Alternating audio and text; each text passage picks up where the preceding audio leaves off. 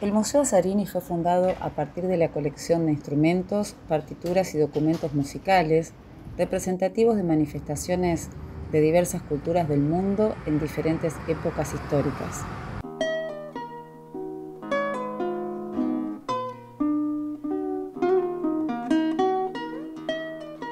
A lo largo del tiempo, el museo trabajó en poner en valor esa colección, estudiando la relación de esos instrumentos con su cultura y contexto histórico y social, entendiendo la música como parte integral de una expresión que incluye danzas, lenguajes que se relacionan y construyen identidad. El museo es una invitación a un viaje por el mundo a través de sus músicas y culturas, y el trabajo del equipo de profesionales que lo lleva adelante es también un viaje en sí mismo.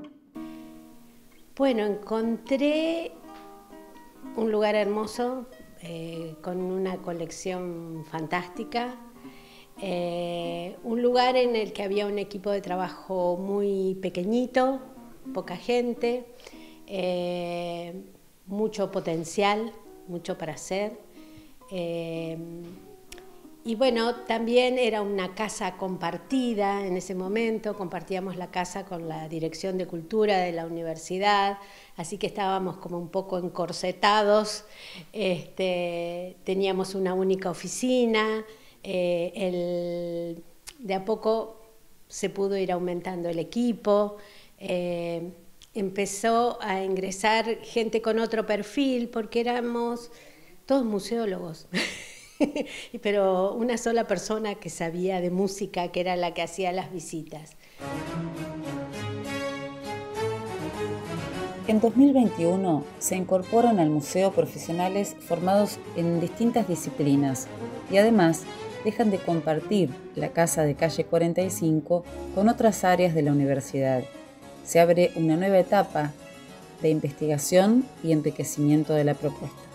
Primero se incorporó Augusto y ahí fuimos con este cambio de mirada en el museo, buscando por ahí otros perfiles, hacer algunos pequeños cambios en las muestras.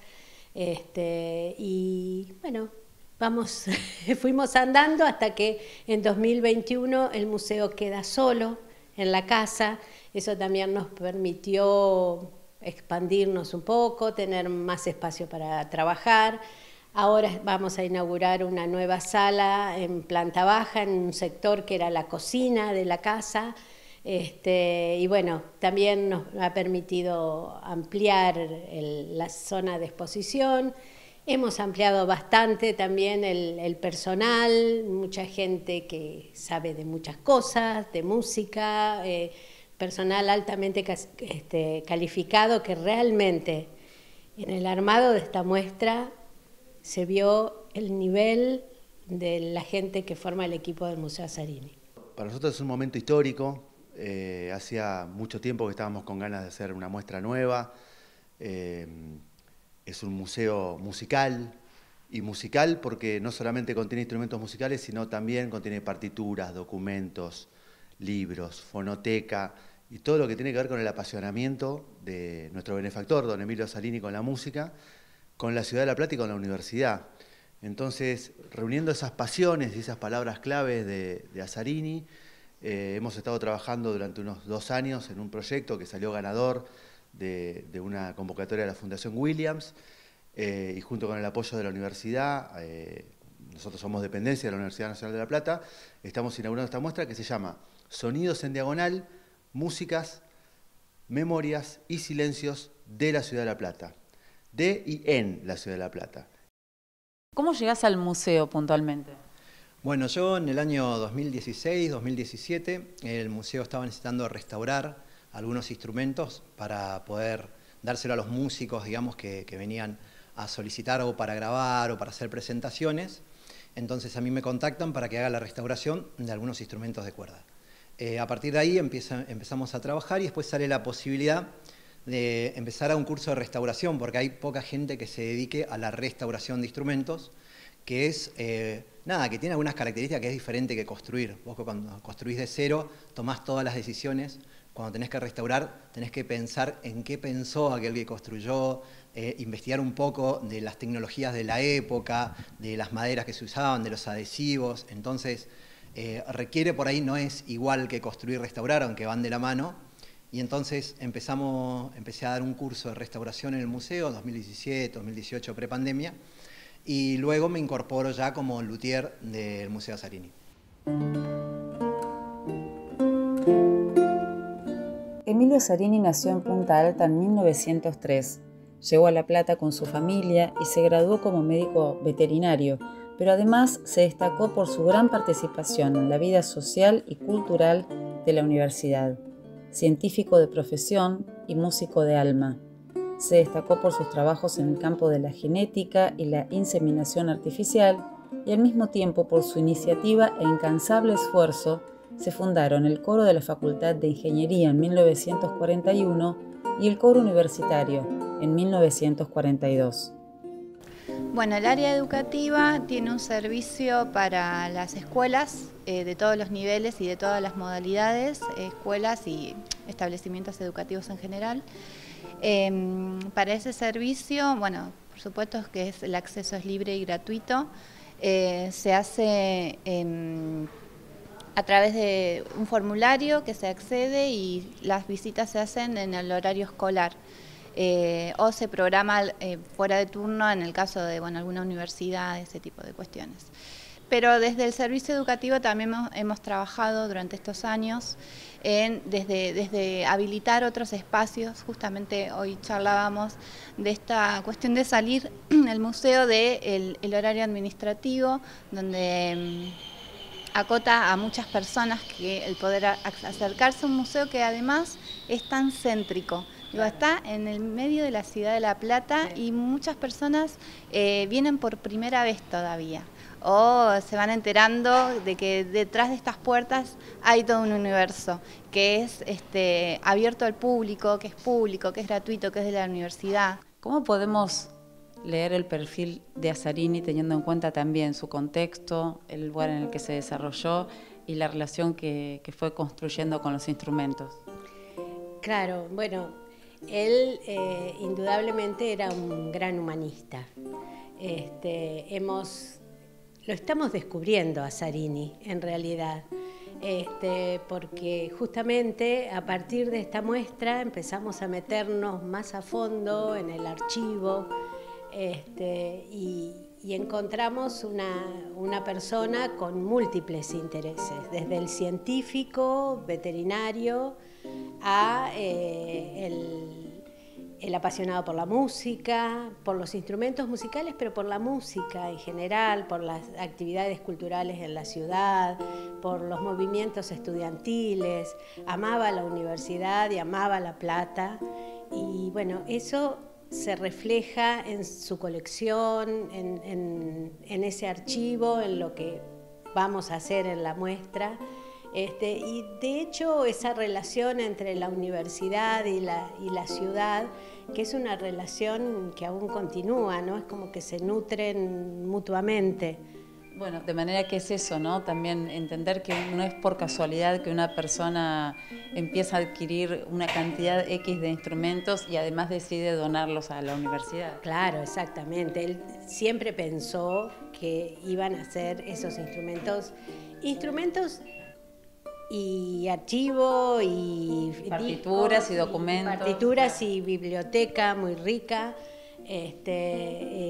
Todo eso iba a ser para la universidad, para un museo de la música, un museo musical.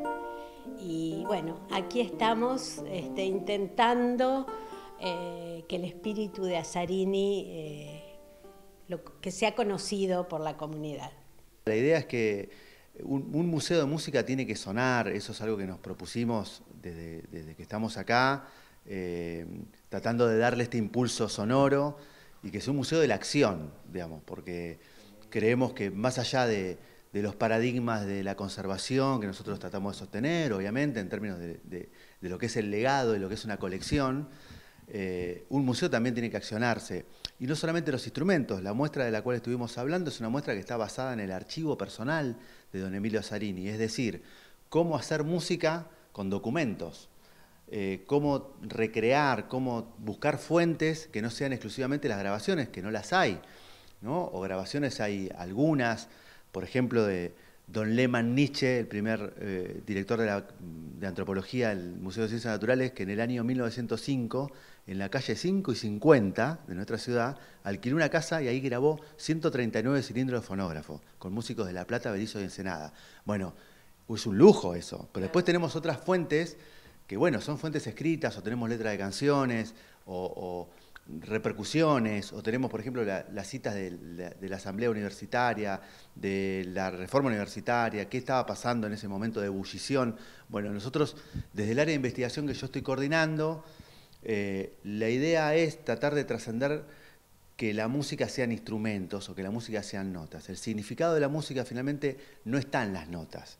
Digamos, el significado de la música está siempre en alguna matriz cultural anterior, digamos. Y nosotros creemos que hay tantas músicas como culturas existan. Gonzalo, sos uno de los más nuevitos en el equipo del museo. Contanos cómo llegás acá. Bien, llego acá en parte porque conozco a Maísa, que va a ser una de las que se sume al equipo de investigación y de las visitas del equipo educativo en realidad del museo. Yo con ella compartí trabajo en la Escuela de Arte Berisso como docente y bueno, fuimos compañeros en la especialización de lenguajes artísticos en la Facultad de Bellas Artes. ¿Y tu tarea puntualmente en el museo hoy cuál es? Hoy, bueno, va a ser estar a cargo también de las visitas guiadas acá para los diferentes niveles educativos y también formar parte del equipo de investigación del museo. ¿Qué es lo que más te gusta o te atrae de esta tarea? Bueno, es un desafío. Yo había venido al museo muchas veces, pero ahora desde otro lugar. Bueno, el desafío de cómo comunicar esto que contaba Augusto, ¿no? De las experiencias y las memorias sonoras, cómo pensarlo para transmitir también a los chicos más chicos también, para los diferentes niveles del sistema. Y bueno, eso, también cómo me impacta subjetivamente en mi experiencia musical, ¿no? Yo por ahí vengo más del palo de la música académica, europea, la guitarra clásica, si bien también me dedico un poco al tango y al folclore. Bueno, es como, me parece lo interesante del museo es eso, ver cómo a cada uno le toca alguna fibra en relación a su bagaje musical, su experiencia, su estudio. Eso me parece interesante.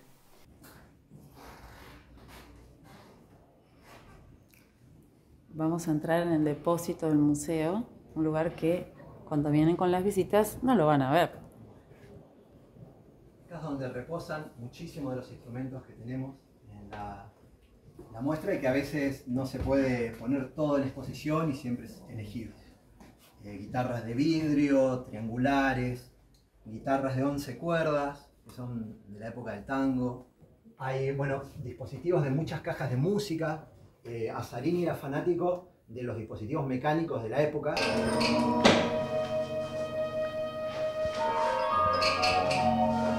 Uno de los lugares que los visitantes valoran especialmente es la sala de cajas e instrumentos musicales, que genera un clima muy especial. Y los chicos por ahí depende bastante de la edad, pero se engancha mucho con los instrumentos y con la música. La música, ¿a quién no le gusta? Así que bueno, es muy atractivo para todo tipo de público. Y para los chicos de los colegios, sí, por supuesto. Especialmente estas salas tienen un gran atractivo. También para la gente grande. Los otros días vino un grupo de brasileros que los atendí yo, y cuando hice sonar la caja de música, una de las personas empezó a llorar, digamos que lo que le generó nostalgia, se emocionó. Y suele suceder, por ejemplo, en esta sala de mecánicos. Este es el entrenador de cerdos. El entrenador de cerdos lo que hacía, originalmente tenía una trufa en la mano, le enseñaban a los cerdos a identificar las trufas debajo de las plantas, ¿no? De los árboles. Entonces los alimentaban con trufas, entonces lo largaban al monte, donde veían que el cerdo escarbaba, sabía que había trufas debajo. Cuando se hizo la reconstrucción de hace muchos años, le colocaron una manzana, ¿sí? Pero tenemos guardado el traje original que seguramente en algún momento va a volver. Y eran los autómatas que acompañaban muchas veces también con las cajitas de música. O sea, la diferencia que vos decís entre caja de música, básicamente... El autómata incluye una representación humana o animal que se mueve. La caja de música lo que hace simplemente es, la más simple es a partir de un rodillo, o las combinadas como esta tienen fuelle, rodillo y percusión, tienen las tres cosas. Estaba la monedita acá, que me habilitaba el mecanismo, y yo lo podía empezar a reproducir.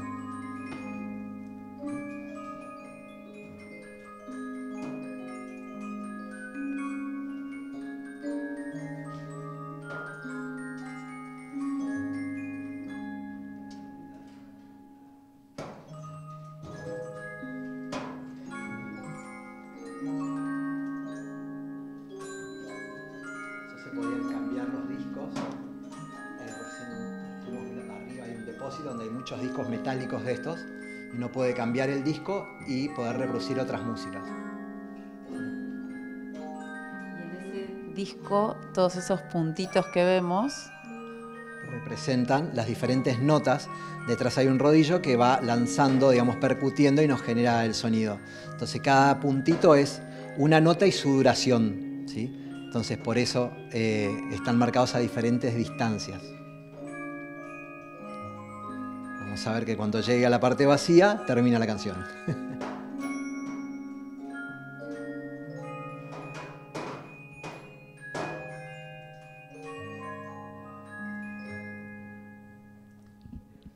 Bueno, esta es la oficina de investigación. Por eso siempre la van a ver medio revuelta, porque o estamos pensando algún proyecto nuevo, o estamos investigando sobre algún instrumento, o sobre el archivo. Tenemos un archivo enorme que dejó Emilio Zarini.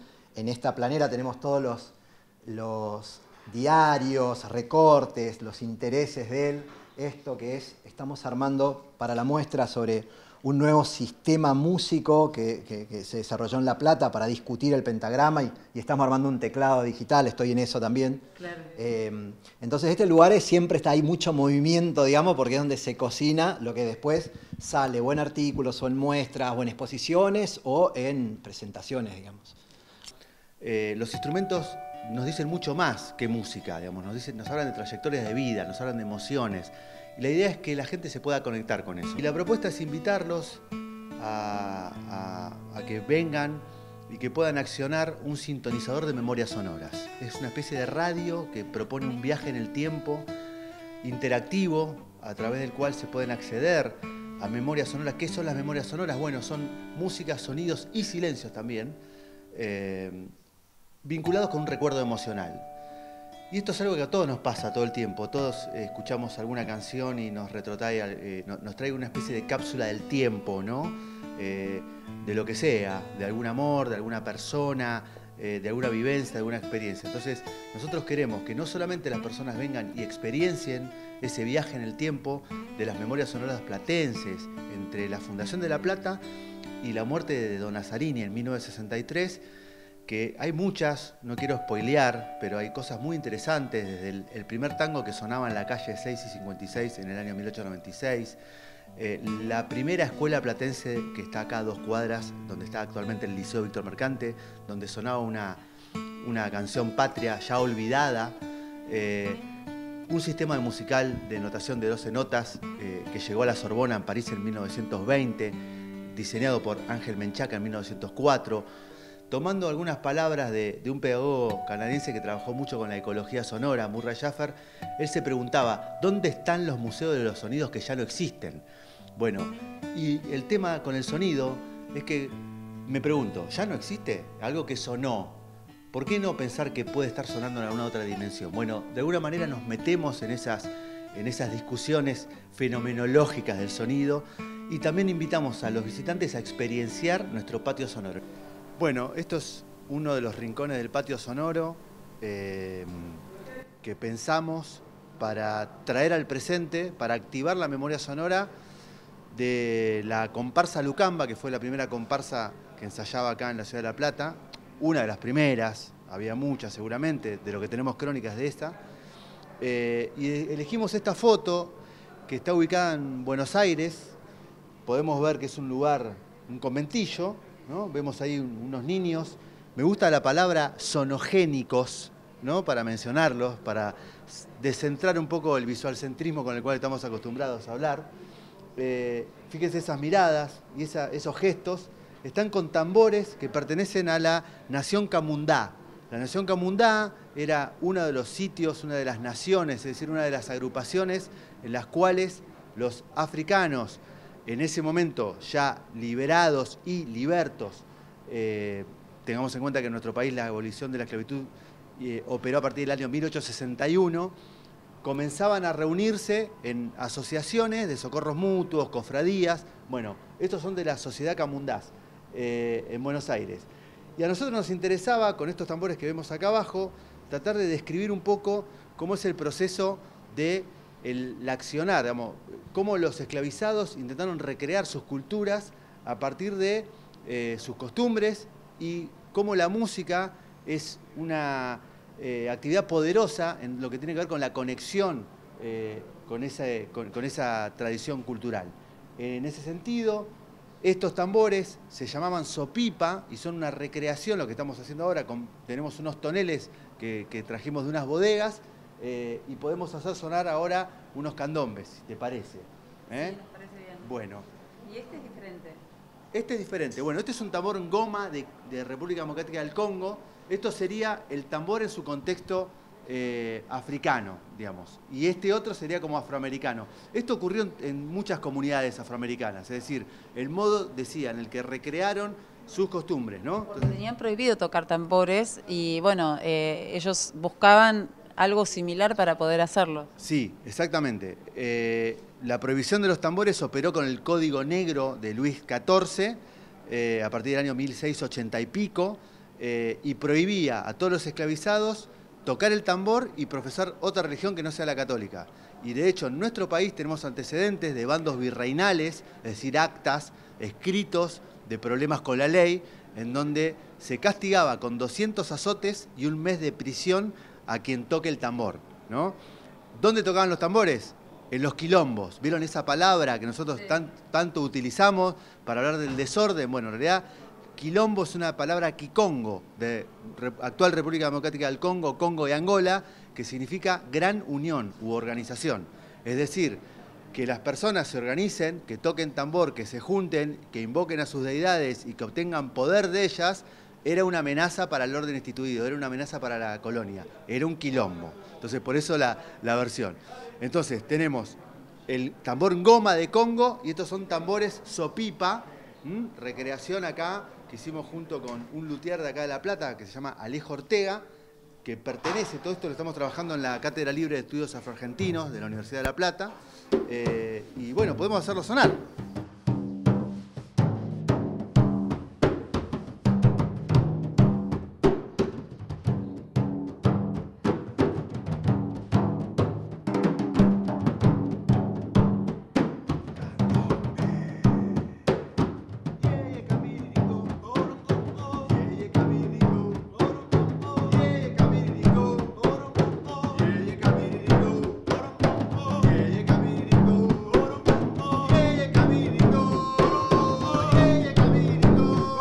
También tiene que accionarse, y no solamente los instrumentos. La muestra de la cual estuvimos hablando es una muestra que está basada en el archivo personal de don Emilio Zarini, es decir, cómo hacer música con documentos, cómo recrear, cómo buscar fuentes que no sean exclusivamente las grabaciones, que no las hay, ¿no? O grabaciones hay algunas, por ejemplo, de don Lehmann Nietzsche, el primer director de antropología del Museo de Ciencias Naturales, que en el año 1905, en la calle 5 y 50 de nuestra ciudad, alquiló una casa y ahí grabó 139 cilindros de fonógrafo, con músicos de La Plata, Berisso y Ensenada.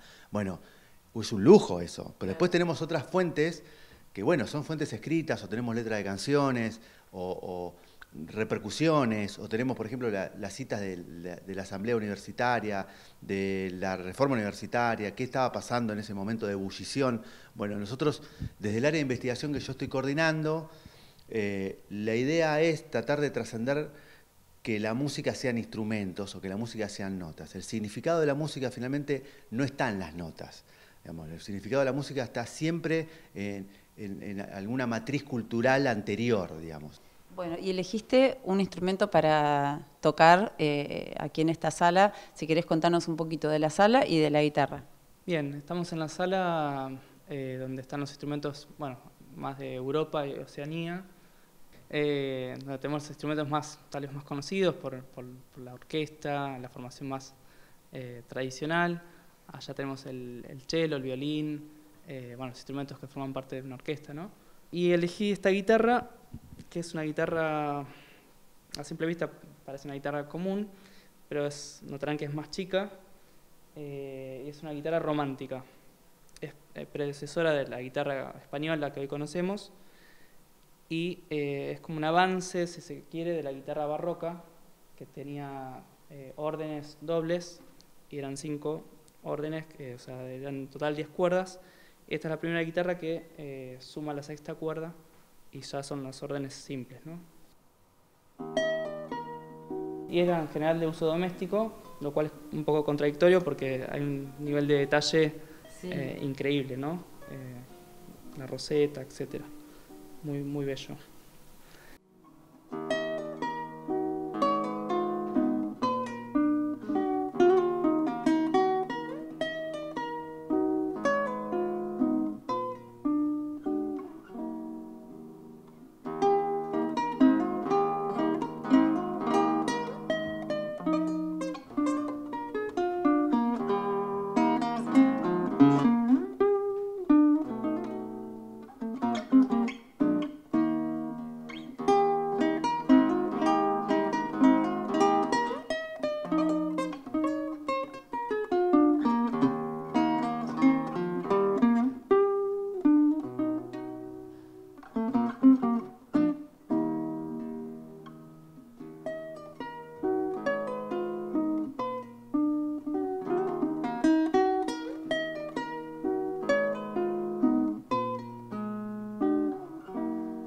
Por eso restaurar es tratar de volver al estado en el cual fue pensado ese instrumento. No simplemente si ahora hay una tecnología mejor, se la coloco, digamos, porque estaría alterando el instrumento original. Entonces requiere mucho de investigación, trabajo muy par a par con el equipo de investigación, laburamos mucho esa parte. Y después, bueno, viene la intervención sobre algunos objetos que son muy viejos, muy delicados, que han sufrido deterioro por el paso del tiempo, o a ver, el instrumento es una pala para el músico con el cual se gana el pan. Entonces, a veces eso tiene un deterioro propio de que toco en un lugar que no tiene las mejores condiciones, o la luz, o la humedad, etcétera, y eso va dañando al instrumento. Así que, bueno, hay que pelear contra los agentes naturales y contra los agentes del uso, digamos, del instrumento para poder restaurarlo y ponerlo en condiciones. Claro, es como darles vida, ¿no? Sí, totalmente. Devolverle ese recorrido vital que dieron tanto, ¿no? Los lugares donde sonaron, las personas que se conocieron, que bailaron, que interactuaron, ¿no? Detrás del instrumento está toda esa vida corriendo. Claro. Está colocando un poquito. Y parece que tiene un drive, ese sonido así sucio. Nosotros estamos muy acostumbrados del rock, ¿no? Sí. Ese ronquido de la válvula, parece. Y en realidad tiene que ver con que debajo de esto hay 3 conos, que por ahí se ven, que son unos conos metálicos que vibran cuando uno hace vibrar el huesito está en el puente. Pero te da un sonido enojado. Este es un instrumento japonés que se llama shamisen, que es uno de los 3 instrumentos tradicionales de la formación femenina de música, el shakuhachi, el shamisen y el koto. Nosotros nos fue donado hace muchos años, nunca tuvo puente, que es donde se apoyan las cuerdas, ahí sobre el cuero de serpiente. Entonces ahí, por ejemplo, ese puente lo construí yo para que pueda tocar Mr. America en una presentación acá. Y bueno, hubo una investigación de ver cómo eran las formas de los puentes de ellos, que ves que tienen una forma parecida a las casitas japonesas. Entonces, bueno, el trabajo fue construir un puente que respete, digamos, el original. ¿Y este que está más abajo? Esos son sitar, esos son instrumentos propios de la India que tienen otro tipo de afinaciones. El sitar fue introducido en Occidente por George Harrison de los Beatles a partir de ahí se empieza a usar mucho en la música, en la cultura popular, y permite con esos trastes móviles lograr afinaciones que por ahí nosotros no estamos tan habituados, digamos, porque vienen de otras tradiciones musicales. Y enriquece mucho la posibilidad de hacer música. Es una vasija silbadora y en muchos museos también, arqueólogos que la han expuesto como vasija, como ornamento, desconociendo o invisibilizando su función musical. Y tiene una tecnología súper compleja. Y bueno, es eso, como que forma parte de los instrumentos musicales, nos hace pensar también en esa cuestión de también pensar las tecnologías más allá de lo moderno, de las modernidades, en su complejidad y bueno, también la cuestión intercultural. ¿Y los usaban en determinadas ceremonias? Sí. El equipo del museo trabaja sobre la complejidad y diversidad de su colección y patrimonio. Es un espacio vivo, en movimiento, que va reelaborando objetivos y sentidos. Entonces, ¿cómo hacemos para trascender nosotros esas ideas, esos preconceptos que tenemos como músicos, como investigadores, y abordar una colección cuya principal virtud es su principal problema? ¿Por qué? Porque nosotros acá tenemos instrumentos musicales de todas partes del mundo y de diferentes épocas.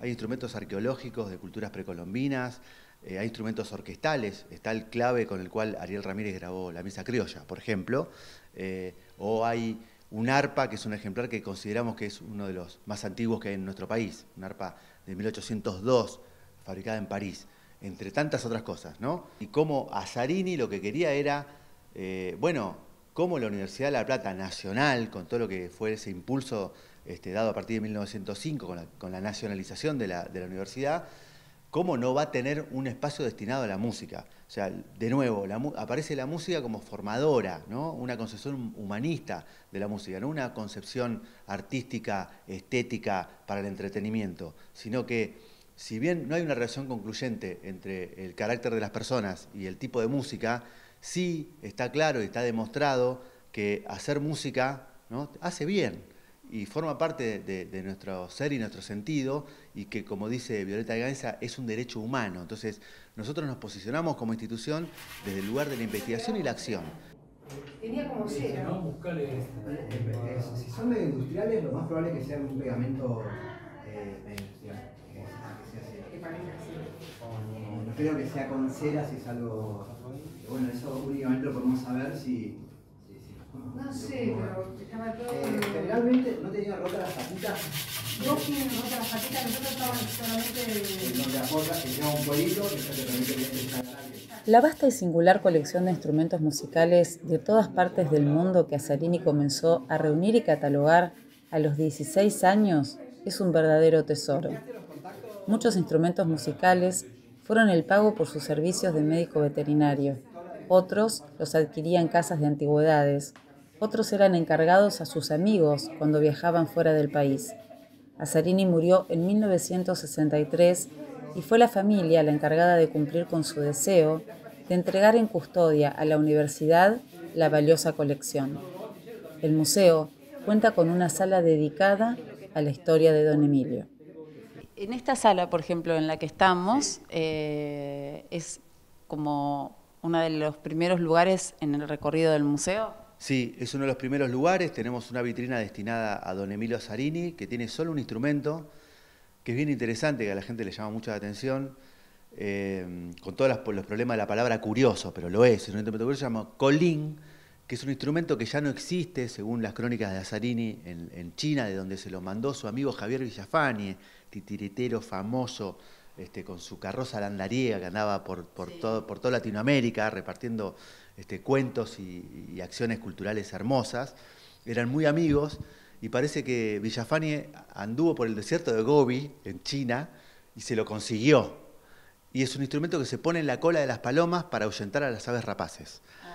Y después las vitrinas están armadas por continente, que es complicado, pero es una sala chica y queríamos tratar de representar las culturas. Y al mismo tiempo, las vitrinas tienen siempre un anclaje al presente. Entonces la gente siempre puede ver artistas que pueden buscar en redes sociales para escuchar música desde la hora. Y ahí tenemos, no sé, Cultrum Mapuche, acá tenemos una Resonator Guitar americana, acá tenemos un sitar de la India, acá tenemos la vitrina de África con un tambor parlante que reproduce la voz hablada. Ahí tenemos un sakala, que es de República Democrática del Congo, que lo usan las mujeres para arrullar a los niños. Bueno, ahí tenemos una kalimba. Hay muchos instrumentos y de cada uno hay muchas historias, no solamente de la importancia en su contexto, las personas. Cuando yo entré acá, estaban los instrumentos ordenados por familia de instrumentos, membranófonos, aerófonos, cordófonos, y faltaban las personas, faltaba el hacer, faltaba la performance, faltaban los contenidos culturales. Eso es lo que queremos ver. Eso es una visión antropológica que pareciera ser algo muy sofisticado, pero no lo es. Es básicamente tratar de que los instrumentos nos puedan dar cuenta de ese contexto. Es todo un desafío, es todo un universo desde la música. Yo soy profesora de música y desde ese lugar me interpela, pero además también me interpela la figura de Emilio, una persona científica que trabajó mucho por la universidad, por la cultura de la ciudad de La Plata. Trabajar acá es también como situarse en los universos culturales de la ciudad, y trabajar con un equipo que trabaja también desde la ciencia, desde la producción universitaria de la ciudad de La Plata. Y lo que más me interpela también es desde el área educativa, en este caso el rol que estoy desarrollando, es trabajar a partir del acceso también, el acceso a personas, ampliar el acceso de las personas que llegan al museo. Porque bueno, hay algunas que ya sabemos que transitamos ciertos espacios en la ciudad de La Plata, pero poder como ampliar esos horizontes me parece una tarea súper importante del museo. Mi deseo sería replicar lo que estamos haciendo en esta última sala en el resto de las salas. Y bueno, quizás también mejorar las condiciones del equipo, las condiciones de trabajo del equipo, que está demostrando que lo vale. Y bueno, que este museo empiece a sonar.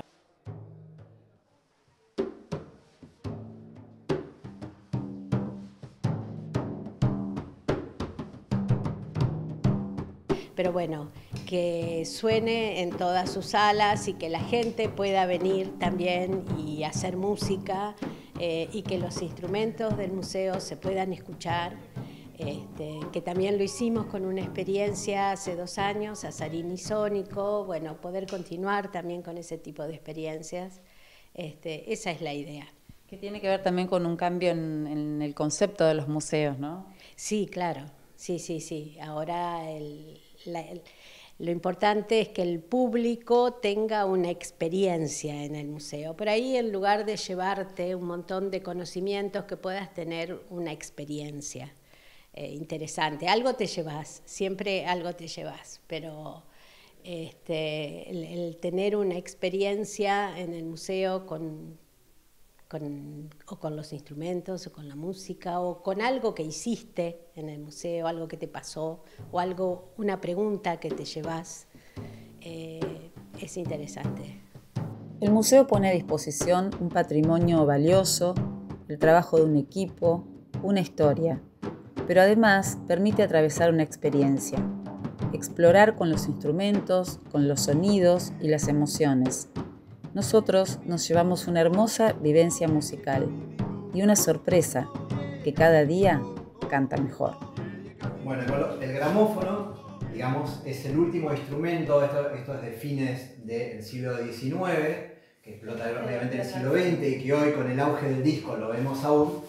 Para que veamos la calidad de la tecnología que estaba hecha, estaba pensado a partir de una púa que amplificaba de manera absolutamente acústica por medio de conos el sonido que estaba impreso en el disco de pasta. Este disco lleva sonando no menos de 70, 80 años y sin embargo cada vez canta mejor.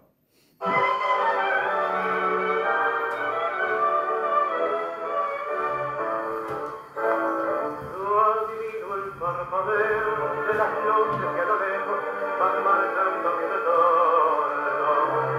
Son las mismas que alumbraron con sus pálidos reflejos hondas horas de dolor.